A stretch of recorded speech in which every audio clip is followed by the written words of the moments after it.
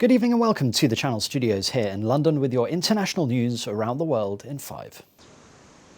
China has announced that it will allow couples to have up to 3 children after census data showed a steep decline in birth rates. For nearly 40 years, China enforced a controversial one-child policy, one of the strictest family planning regulations worldwide, which was relaxed in 2016 to a 2-child policy due to widespread concerns about an aging workforce and economic stagnation. Despite government efforts to encourage couples to have children, China's annual births have continued to fall to a record low of 12 million in 2020.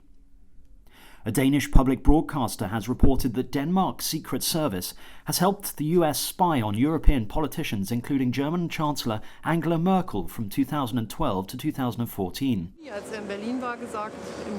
The Danish Defense Intelligence Service collaborated with the US National Security Agency to gather information. The report says the intelligence was collected on other officials from Germany, France, Sweden and Norway. The findings are the result of an internal investigation conducted by the Danish Defense Intelligence Service in 2015. Edward Snowden, the former NSA contractor turned whistleblower, accused US President Joe Biden of being deeply involved in the case.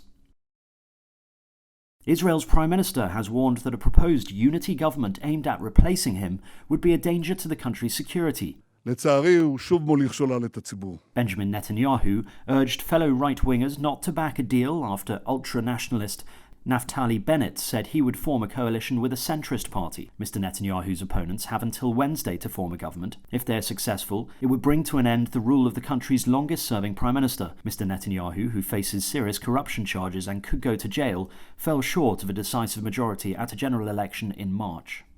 The 2021 Copa America football tournament has been left without a host less than 2 weeks before it starts after Argentina was stripped of the competition.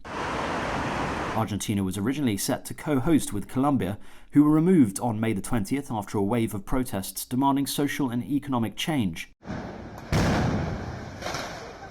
The South American Football Confederation said Argentina has been removed because of the present circumstances. It did not disclose the nature of those circumstances, but Argentina is experiencing a surge in COVID-19 cases. North Korea has criticized the recent termination of an agreement between the United States and South Korea that capped the development of South Korea's ballistic missiles. North Korea's state media slammed the termination of an agreement, calling it a sign of Washington's shameful double-dealing. The pact limited the development of South Korea's ballistic missile program to a range of 500 miles. South Korean President Moon Jae-in announced an end to the deal after his first summit with US President Joe Biden earlier this month. Throughout the process of our DPRK review, and we both are deeply concerned about the situation. Hundreds of people have been evacuated and many more face the risk of abandoning their homes in New Zealand as heavy rains caused widespread flooding. At least 300 homes in the Canterbury region were evacuated overnight as water levels rose in rivers across the region in what has been defined as a 1-in-100-year deluge. Several highways, schools and offices were closed, and New Zealand's defence forces deployed helicopters to rescue some people stranded. Authorities in the Democratic Republic of Congo have reported at least 6 cholera cases among people who fled to Sake town after last week's eruption at Mount Nyiragongo. The town of Sake has been overwhelmed by the number of arrivals, as hundreds of thousands of people have fled the city amid fears of a fresh volcanic eruption. The lack of designated internally displaced camps has worsened the situation, with families having to crowd in classrooms at nearby mosques and churches. Mount Nyiragongo's eruption killed 32 people and destroyed hundreds of homes around the eastern city of Goma. And finally, Chinese astronauts for the Shenzhou 12 manned space mission are in last-minute intensive training before embarking on their journey in June.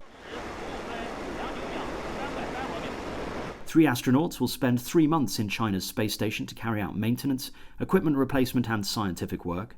To ensure a perfectly safe operation in outer space, astronauts need to go through physically and mentally tough training before finally qualifying for the mission. The mission comes after the cargo spacecraft Tianzhou 2, carrying supplies, equipment and propellant, successfully docked with the space station core module Tianhe on Sunday. And that's your international news around the world in 5. Now back to the Channel Studios in Lagos.